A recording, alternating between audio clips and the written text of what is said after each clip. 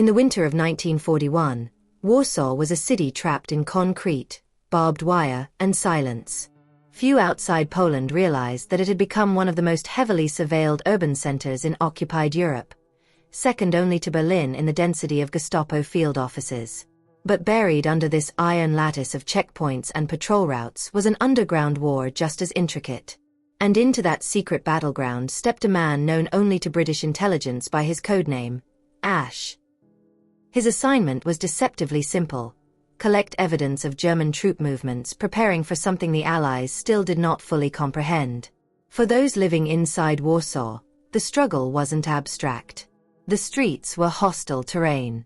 German soldiers from the 31st Police Battalion marched in rigid columns along Alej Jerozolimski, while SS patrols roamed the side alleys, questioning or arresting anyone who hesitated too long. Food rations were cut.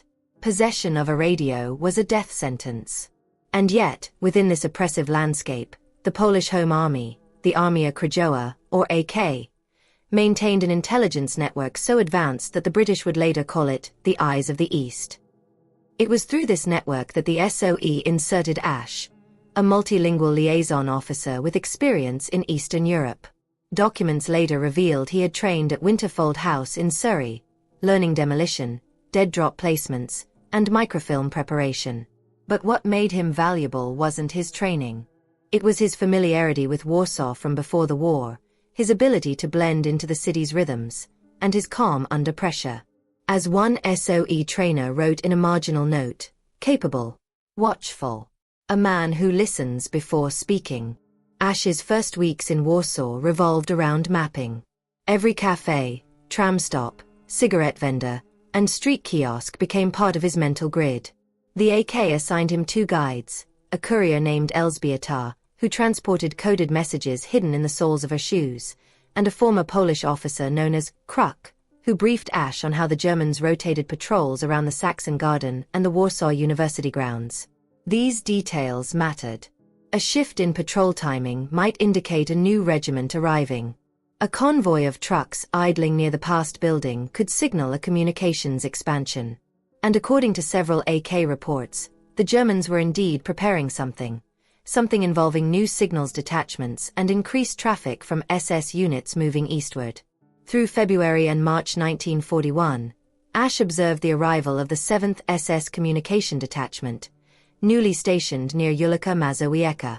Their presence alone was unusual. Such units did not relocate without strategic purpose.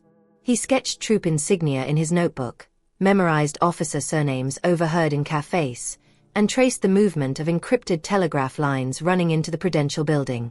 These sketches and notes were passed to the AK, then eventually to the SOE through the Resistance's courier pipeline.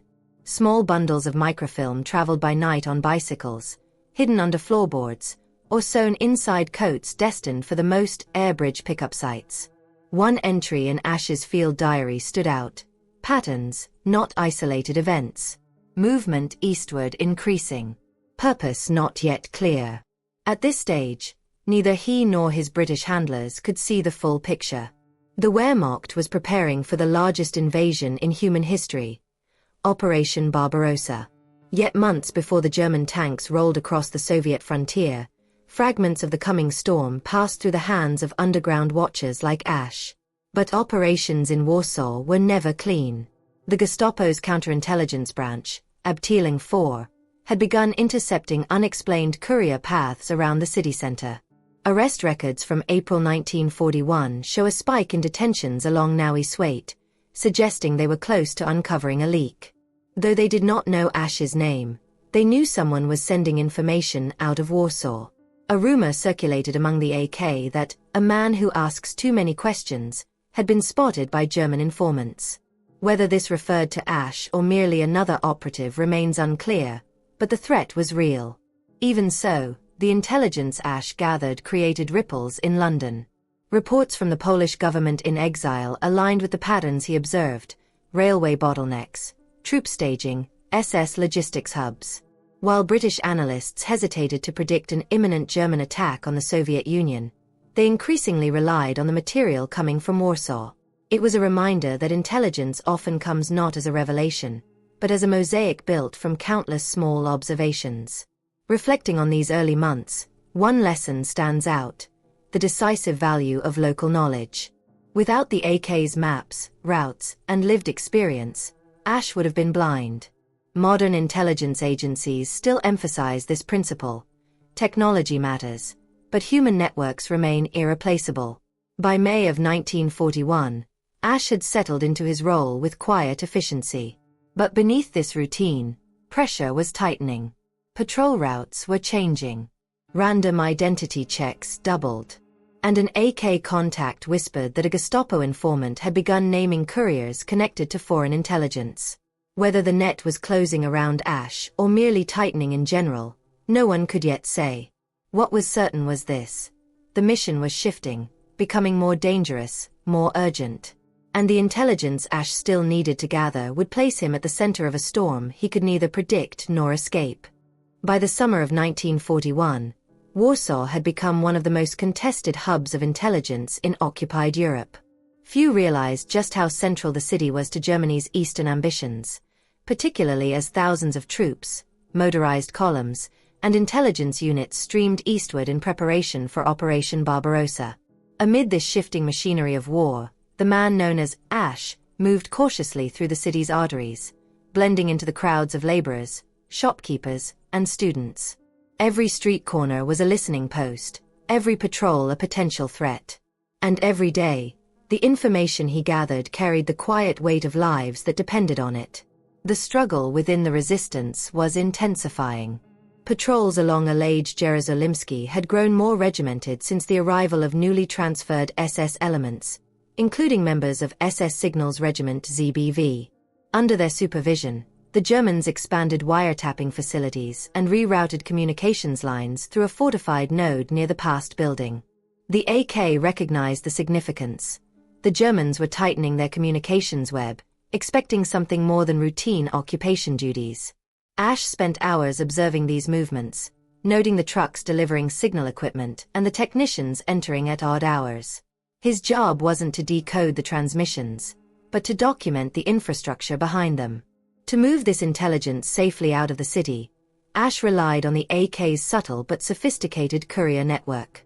One of his closest links was Els Beatar, the courier with a steady voice and a remarkable ability to appear unremarkable.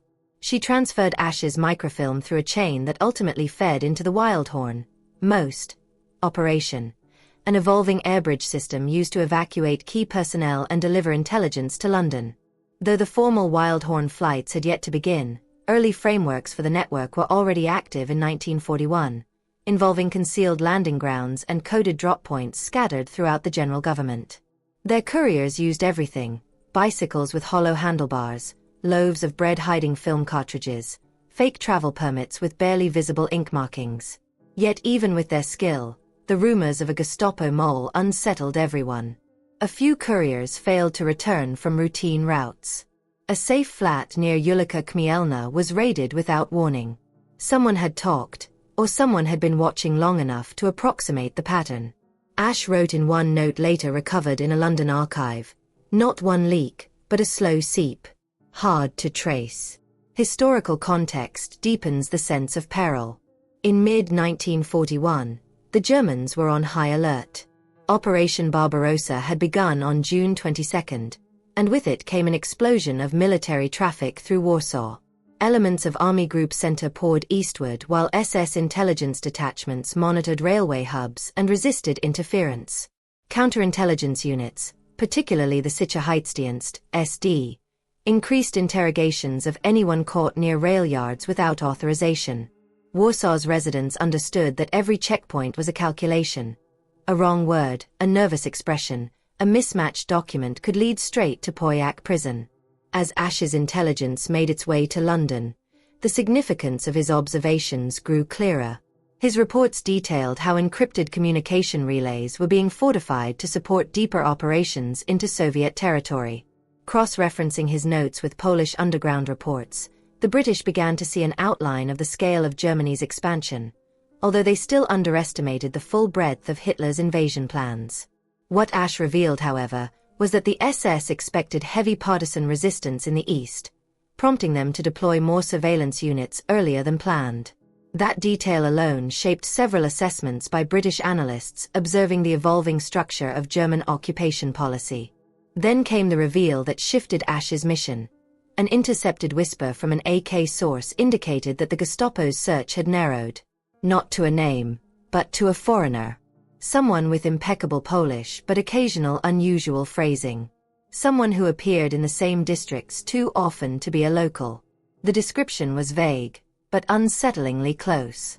Asch adjusted immediately, changing his walking routes, adopting new clothing styles, reducing contact with known AK members for days at a time. Every movement became deliberate. Every conversation measured. A field note recovered after the war captures the weight he carried during this period. City tightens around me. Harder to breathe. Harder to trust. But information still flows. Must flow. His commitment reflected a reality often forgotten in modern intelligence work. In wartime Warsaw, survival was a skill learned minute by minute. Reflecting from a modern viewpoint, Asch's experience reveals a crucial lesson in intelligence operations. The most vital information often emerges not from intercepted messages or broken codes, but from the disciplined observation of physical changes in an enemy's behavior. Infrastructure leaves patterns. Movement leaves trails. By September 1941, the situation in Warsaw had reached a new level of tension. Street raids intensified.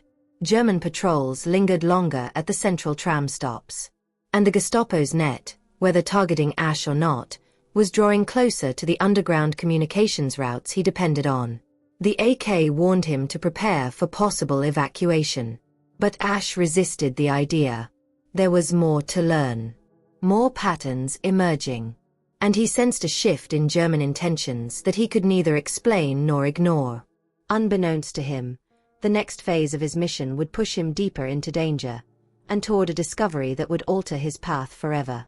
In 1942, Warsaw existed in a state of tightening tension. Its streets wrapped in the machinery of occupation, its population surveilled with an intensity that few other cities in Europe endured. But beneath the surface, the underground war evolved with equal precision. And into that growing shadow stepped Asch, now in his second year operating within the Armia Krajowa's intelligence structures. His early reconnaissance had mapped the ebb and flow of German troop movements.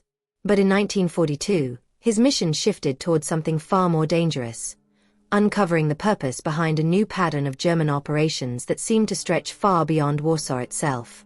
The struggle that defined this year began with the German raid on an AK-linked safe house near Ulica Marszałkowska. It was swift, efficient, and unusually targeted. Asch lost 2 of his primary couriers in one night, arrested, interrogated, and moved to Powiat within hours. This wasn't a random sweep. German documents discovered after the war show that the Gestapo's Referat 4A2 unit had launched a renewed crackdown on suspected foreign agents operating within the general government. Their intelligence indicated a non-Polish operative was embedded among local resistance cells. Whether this referred to Asch or another foreign liaison remains uncertain, but the timing was devastating. Forced underground, Asch shifted his movements to the burned-out districts near Naluki and Lesno, where damaged buildings gave cover to clandestine meetings. It was during this time that he gained access to one of the most sensitive caches of information he would ever encounter. Fragments of German administrative orders documenting escalating mass deportations and new security protocols across the general government.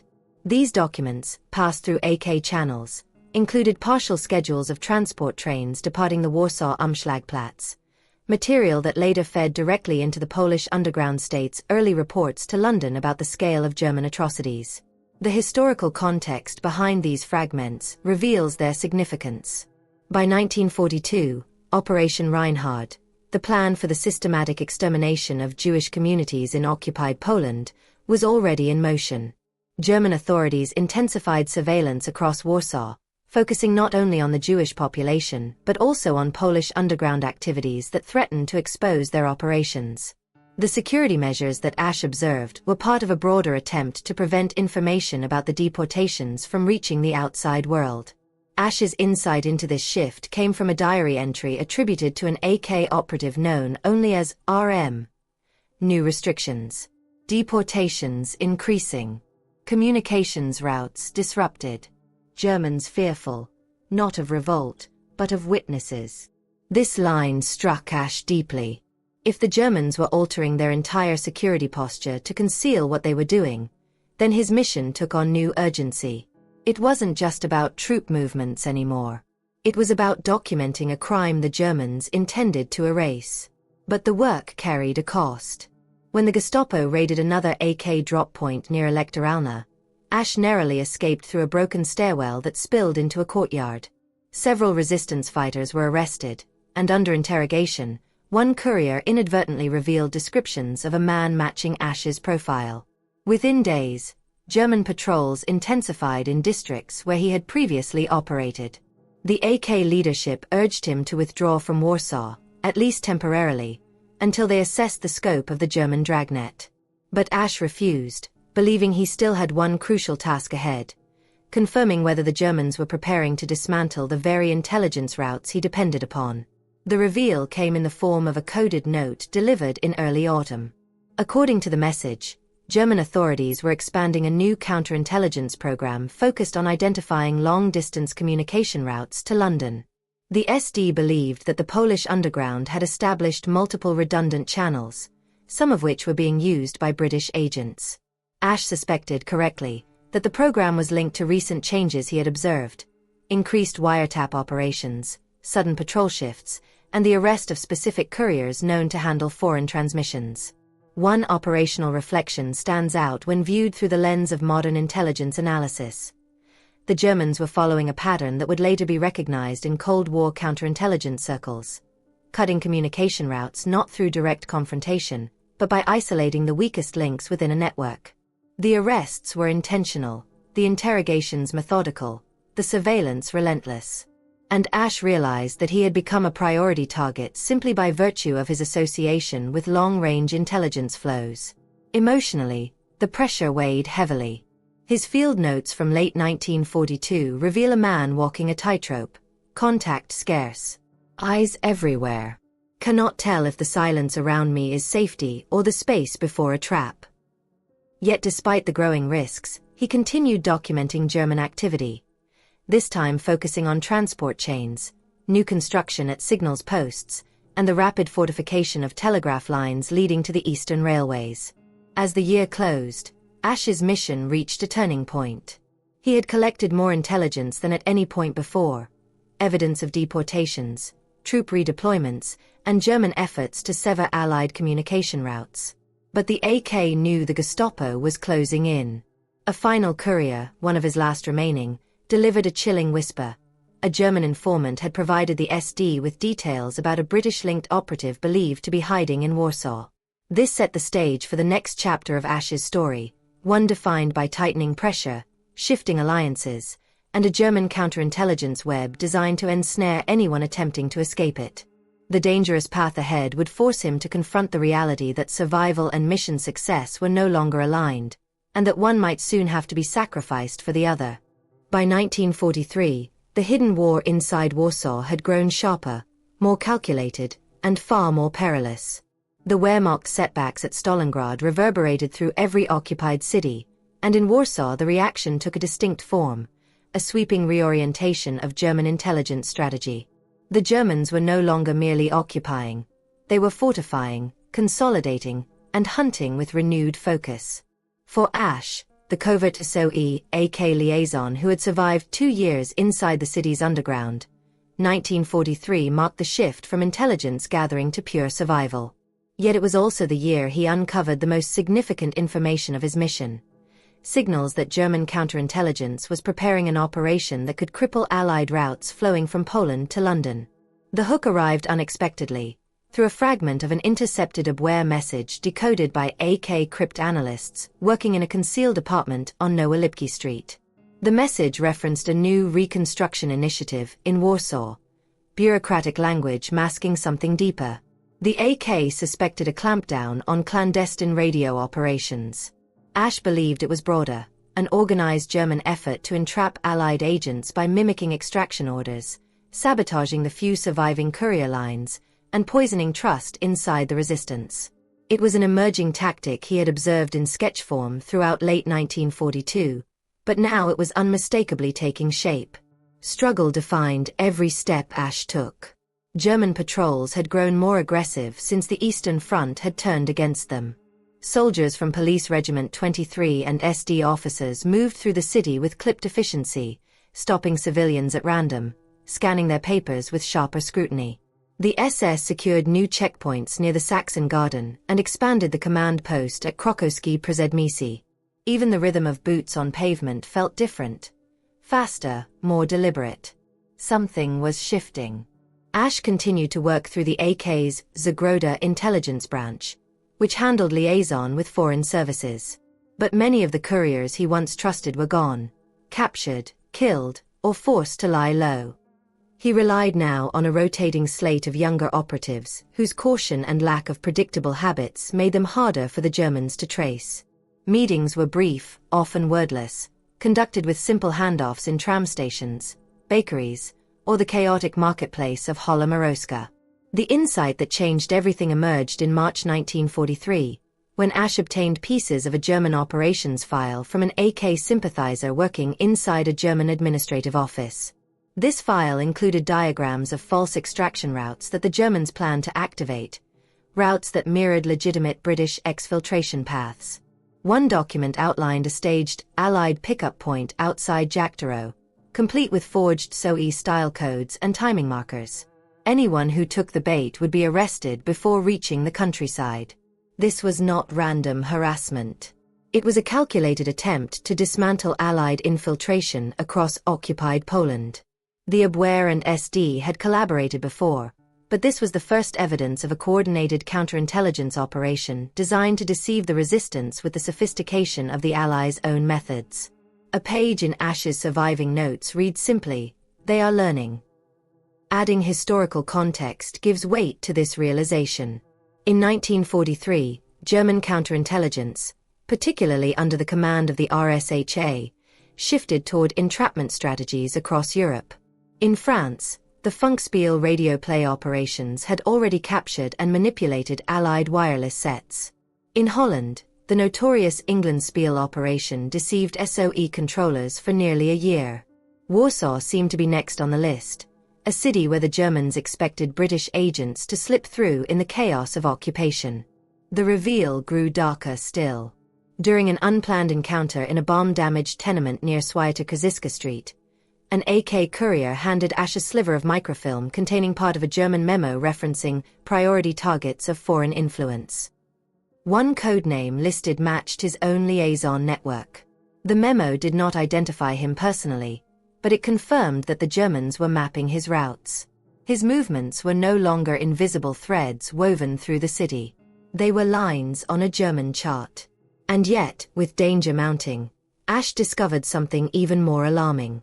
German communications hubs had begun consolidating around a newly fortified signal center near the Prudential Building, mirroring changes he had tracked in previous years. But now these hubs were connected to broader intelligence sharing circuits that funneled reports to Krakow and Berlin. If the Germans succeeded, they could isolate Warsaw's underground from the rest of occupied Europe, strangling its ability to transmit information abroad. Applying modern intelligence thinking to Ash's situation reveals the precariousness of his position. He was watching a network behave like a living organism, shifting, tightening, evolving. The Germans were adapting in real time, a phenomenon intelligence scholars now describe as adversarial learning. Every successful transfer of information from Warsaw to London taught the enemy something about the patterns of the resistance. Ash knew this intuitively. What he did not know was how far the Germans were willing to go. The closing moments of 1943 brought a wave of arrests along the outskirts of Mokoto. Couriers, cryptographers, even 2 AK commanders.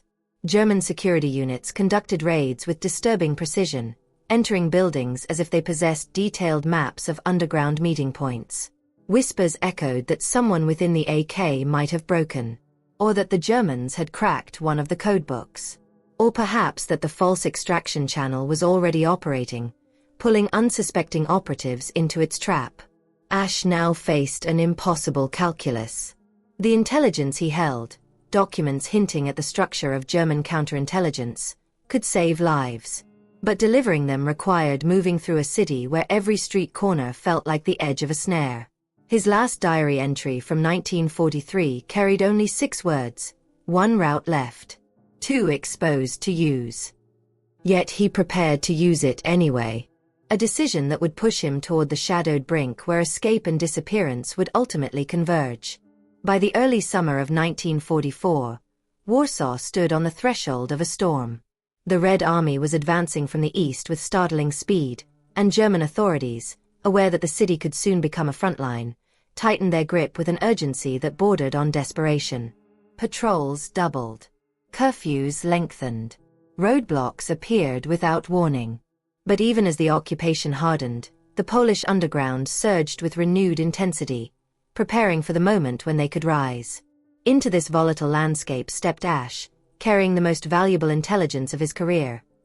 Microfilm bundles containing intercepted German communications logs, evidence of counterintelligence operations, and fragments of reports detailing how the Germans intended to crush the city if an uprising began. The hook emerged in July 1944, when elements of the Armia Krajowa's intelligence directorate, led by the legendary Kazimierz, Jan Mazurkiewicz, warned that Ash's presence in Warsaw had become untenable. German field police had begun circulating sketches of a foreign operative believed to be guiding underground communication routes. The resemblance was imprecise, but close enough.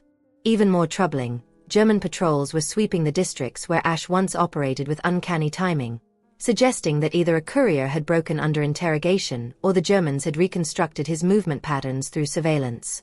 But Ash refused to evacuate. He possessed material too important to abandon. Among it were intercepted messages detailing German reinforcement plans and internal memos about signal rerouting. Documents that, if delivered to the Allies, could clarify both German readiness and vulnerabilities ahead of the expected Soviet breakthrough. Ash believed the information could help shape British and American assessments as the Eastern Front collapsed. And so, he pressed on. The struggle of his final days in Warsaw began on July 29, when German units of the 4th SS Police Regiment initiated a sudden sweep along Ulica Królewska. Ash had arranged to meet a courier there, codenamed Ida, to transfer the last segment of his intelligence package. But Ida never arrived. Instead, the street filled with German trucks, and the sound of heavy boots striking pavement echoed through the narrow alleys. Ash slipped into the ruins of a bombed-out apartment block, waiting for the patrols to pass. They searched the area for nearly an hour. Someone had tipped them off. When the tension eased, Ash reconnected with AK elements now preparing for what would soon erupt into the Warsaw Uprising. Commanders encouraged him to break for the city's center, where civilian movement made it easier to blend in. He moved through the crowds of Śródmieście, cloaked by the chaos of collapsing German administration. Civilians whispered of Soviet artillery heard across the river. German units were regrouping. Everywhere, the city bristled with expectation. The insight that followed came from an unexpected source, a young AK runner carrying a torn page from a German signals ledger. The document suggested a sudden uptick in German radio traffic between Warsaw Command and the SS headquarters in Krakow. Analysis by AK cryptographers indicated that the Germans had detected an unauthorized intelligence transfer, though they could not determine whether the alert referred to Ash or another operative. For Ash, it confirmed a chilling truth. The Germans were tracking something, and their search was accelerating. Working quickly, he encoded the final portions of his intelligence on microfilm, wrapping the film strips in waxed paper and tucking them inside a small leather satchel sealed with a broken clasp. The satchel became the last physical record of his mission, a container holding weeks of observations, decrypted fragments, sketches of signal stations, and a sliver of a memo hinting at the German plan to construct decoy Allied extraction channels. The reveal came in the chaos of August 1, 1944, the opening day of the Warsaw Uprising. As gunfire erupted and AK fighters seized weapons depots and barricades sprang up across the city, Ash attempted to reach a rendezvous point near Plaque Napoleona. Witnesses later recalled seeing a foreign officer, likely Ash, moving with an AK escort toward the city center as German machine gun fire hammered the surrounding buildings. One survivor described him as determined, exhausted, carrying something he refused to let go. But the route collapsed under fire. German armored vehicles blocked Świętokrzyska Street. Members of the escort were killed or scattered. In the confusion, Ash turned toward the Vistula, a desperate choice. If he could reach the eastern bank, he might cross amidst the Soviet bombardment and deliver his intelligence to friendly lines. From a modern perspective, this decision shows the calculus of operatives pressed to the brink. When normal extraction fails, survival blends with improvisation. He was navigating not only city streets but the narrowing edge of time itself. What happened next formed the mystery that now surrounds his name. Several AK fighters later claimed that they saw Ash heading through the rubble near the intersection of Tamka and Topiel, bleeding from his left shoulder but still gripping the satchel. Another testimony, recorded after the war, asserted that a man matching his description was seen reaching the riverbank at dusk, just as German artillery began hammering positions along the waterfront. And then, silence. No confirmed record places Ash anywhere after that evening. No body was recovered. No prisoner lists include his name or description. But weeks later, after the Germans retreated from Lublin, an anonymous courier left a package at a resistance dead drop. Inside were fragments of the very microfilm Ash had been carrying. Who delivered them? And what became of the man who vanished along the Vistula? Those questions would define the final chapter of his story, one not written in Warsaw, but in the shadows that followed. Dusk settled across the plains of northern Poland as if the land itself were exhaling after years of occupation, destruction, and clandestine struggle. By early April 1945, the Wehrmacht was in full collapse, yet the countryside pulsed with the remnants of old loyalties, competing intelligence nets, and the fear of a reckoning that had not yet come. In this twilight of the war, Allied operatives were racing to secure archives, seize codebooks, and locate intelligence officers who had slipped through the widening cracks of Germany's disintegrating empire. Among the most elusive was the man the British code-named Marston, a courier who had once walked confidently out of Warsaw with a pouch of British intelligence secrets. In the chaos now unfolding, his trail resurfaced. Polish Home Army veterans described rumors of a man traveling under a forged Wehrmacht pass, moving east to west as if determined to outrun the front itself. British liaison officers, now entering liberated towns alongside advancing Soviet units, picked up scattered references to a tall English speaker carrying a satchel reinforced with leather. One Soviet SMERSH report, later found in Moscow's archives, identified a possible Allied defector boarding a freight train outside Loix on April 3, heading toward what remained of German-held territory. No verification, no capture, just a fleeting mention, like a shadow slipping between searchlights. The challenge for the Allies lay in the fractured landscape of these final weeks. The British XX Committee, the same masterminds behind the double-cross system, was desperately trying to determine whether Marston's theft had permanently compromised Polish resistance codes or whether he was merely a courier for someone else. Internal memos from MI5 reveal their unease. They feared that the man they once used as an informal conduit between London and Warsaw had been turned by the Abwehr during the Warsaw Uprising. Time was running out to confirm what damage had been done to their networks before the Soviet occupation would erase access to witnesses and documents. A field diary kept by Captain Arthur Lyle, attached to the British mission in Poland, describes the emotional weight of the search. "Every door we knock on," he wrote, "reveals another locked room of the past. Stories of betrayal, stories of bravery, stories so tangled that the war may end before we understand them." Lyle's notes include an interview with a railway worker near Kutno who claimed that a foreigner matching Marston's description had carried two things: a small coded notebook and a British identity card with the photograph removed. Lyle underlined the phrase twice, adding only, "The photograph matters." As Allied intelligence teams dug through abandoned rail depots and interrogated captured German signalers, another possibility emerged. A decrypted Wehrmacht message from early 1945 referred to an English operative requesting immediate transit westward, priority high. The message gave no name but indicated the operative was to be delivered to a Luftwaffe airstrip near Stargard. Yet no matching record of an evacuation flight exists. Whether the aircraft was destroyed, redirected, or never launched remains uncertain. This ambiguity is what gives Marston's final chapter its enduring mystery. Several post-war testimonies suggest he never left Poland. A Polish farmer, interviewed in 1952, recalled helping a wounded foreigner near the Bzura River who carried documents stamped with an eagle emblem. Possibly British, possibly German. He died within an hour. The farmer buried him anonymously, fearing retribution from the new authorities. When researchers returned decades later, the landscape had changed beyond recognition. Roads, canals, and post-war developments erased all traces of the grave. Then there is the alternative version, found in Cold War-era CIA files, that places Marston in Hamburg under an assumed identity, living quietly until the late 1950s. The file is thin and unverified, compiled mostly from second-hand accounts by defectors. Still, it complicated any neat resolution. If he had survived, why never reach out to the British or Polish networks he once served? If he had been a traitor, why disappear so completely rather than embrace the rewards of defection? The historian faces a frustrating wall here. The documentary record fractures at the very moment clarity is needed. British archives list Marston as presumed deceased by 1946, while Polish underground veterans maintain he fled west disguised among refugees. Soviet files hint at his capture but never provide proof. Each explanation fits the era's confusion. None answers the deeper question of motive. That question may be the most compelling legacy of the case.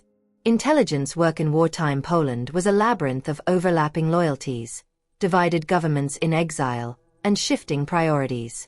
People acted out of fear, hope, desperation, or survival. Sometimes a courier was simply a courier. Sometimes a courier held the thread to an entire network. In Marston's case, the truth is suspended between possibilities.